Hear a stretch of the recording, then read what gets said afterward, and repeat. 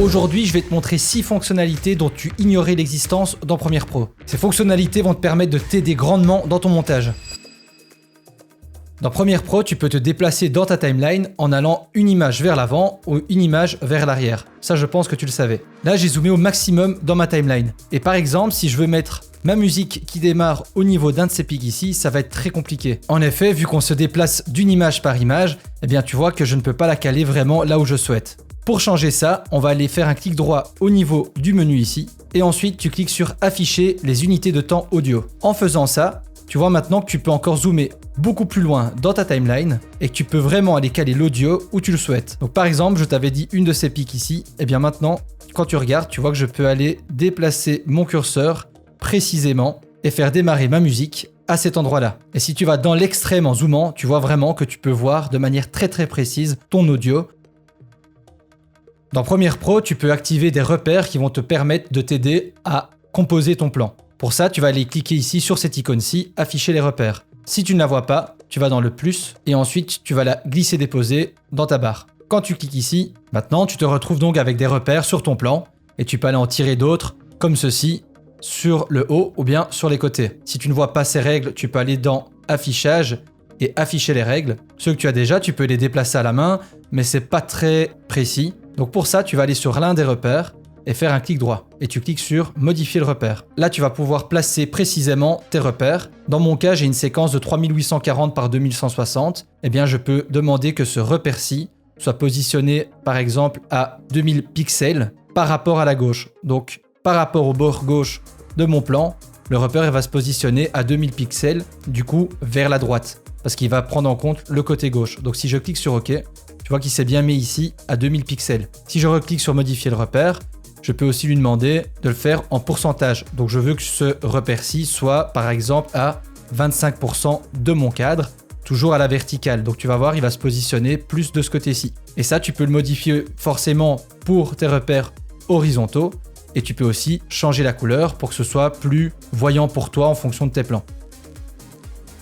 Imaginons que tu aies fait une animation d'échelle par exemple. Donc tu peux le voir ici dans mes options d'effet que j'ai un point clé d'échelle au début et un point clé d'échelle un peu plus loin dans mon clip. Et pour X raison, tu décides de cutter le clip et donc de le raccourcir. Et donc tu te retrouves avec une seule keyframe, la première, étant donné que la deuxième a disparu vu qu'on a cuté avant la keyframe. Ce que tu peux faire maintenant pour revoir la keyframe et donc encore une fois la travailler plus facilement, tu peux cliquer ici sur les 3 lignes à côté d'options d'effet et là tu décoches accrocher à l'élément. En faisant ça maintenant, tu peux dézoomer dans les options d'effet et revoir ta keyframe. Imaginons que tu souhaites faire une animation de position pour ton plan et donc par exemple mettre un chronomètre d'image clé à cet endroit-ci, avancer un peu plus loin et faire aller ton plan vers la droite et vers le haut. Si tu avais vu ma vidéo sur les plugins gratuits dans Premiere Pro, je te parlais d'un plugin qui s'appelle Smoothify qui te permet de travailler tes courbes plus facilement. Parce que si tu utilises ici les courbes, dans les options d'effet, tu sais que c'est compliqué. Donc tu peux utiliser le plugin dont je t'ai parlé ou tu peux quand même le travailler dans Premiere Pro d'une manière un peu plus facile. Pour ça, tu vas te rendre sur ton clip, au niveau du petit logo FX, tu fais un clic droit, trajectoire, et là tu vas choisir position étant donné qu'on a modifié la position. Je te conseille d'agrandir un petit peu pour y voir un peu plus clair. Et là maintenant tu peux travailler tes courbes plus facilement avec l'outil courbe que tu vois ici, ainsi que l'autre manivelle. Et donc tu peux faire des courbes un peu plus facilement tout de même par rapport à ce que tu vois ici dans les options d'effet.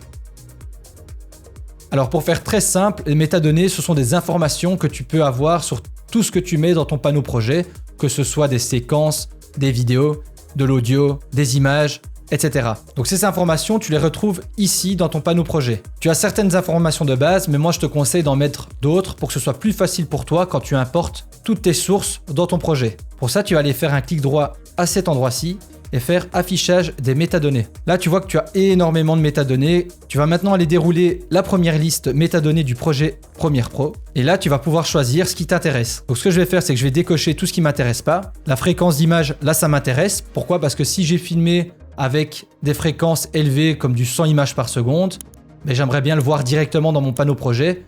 Quels sont les rushs à 25, à 50 et à 100. Donc ça m'intéresse. La fin du média ne m'intéresse pas, le début du média non plus, point d'entrée et de sortie non plus. Par contre, la durée vidéo, là, ça m'intéresse. Je veux voir si j'ai des plans qui durent longtemps, pas longtemps. Par exemple, si j'ai accidentellement filmer un plan de 3 secondes sans le faire exprès pendant le tournage, eh bien si je vois un plan de 3 secondes, je sais que c'est pas des plans que je vais utiliser. Et tout le reste, je l'enlève aussi. Les remarques de dérochage, ça tu peux les laisser. Si tu as beaucoup de plans, tu peux mettre des informations. Je vais te montrer ça tout de suite. Et je vais enlever tout le reste. Une fois que tu as fait ça, tu peux cliquer sur OK. Ou bien tu peux déjà enregistrer les pré-réglages. Comme ça, par la suite, tu n'auras plus qu'à aller dans ce menu déroulant et là, choisir un de tes pré-réglages. Moi, c'est ce que j'ai fait ici. Donc là, on va cliquer sur OK. Et comme tu peux le voir maintenant, j'ai ma fréquence d'image qui est bien notée. Par exemple, le plan que tu vois dans la timeline qui est ma précédente vidéo, tu vois que c'est une fréquence d'image de 25 images par seconde et que la durée de la vidéo fait 18 minutes 54. Et là, les remarques de dérochage, c'est par exemple ici, tu peux noter « Pas besoin de l'utiliser » par exemple. Car tu l'as visionné et tu dis ok, ça je vais pas mettre ce plan dans mon montage. Donc ça c'est surtout utile quand tu as énormément de rush, énormément de plans. Mais tu vois que ces infos sont quand même utiles pour avoir un coup d'œil très rapide sur toutes tes sources dans ton projet. Imaginons que tu as filmé énormément de plans et que tu n'as pas tout importé dans Premiere Pro en une fois. Donc ça se peut que tu vas réimporter plusieurs fois le même plan. Si tu regardes ici dans mon panneau projet, c'est ce que j'ai fait. Tu vois que la même vidéo a été importée 4 fois. Quand tu as une multitude de plans, parfois, tu ne vas pas te rendre compte que tu as importé autant de plans. Donc pour être sûr que tu ne vas pas regarder 2 fois le même plan, tu peux aller ici dans Édition et ensuite cliquer sur Consolider les doublons. Et maintenant, tous les doublons que tu avais importés ont été supprimés pour regarder un seul exemplaire de ton rush ou de ton autre élément que tu aurais importé. J'espère que cette vidéo t'a été utile. Si c'est le cas, n'hésite pas à liker et à t'abonner. Comme d'habitude, si tu as des questions, n'hésite pas à me les poser dans l'espace commentaire. C'était Mike et je te dis à la prochaine. Ciao!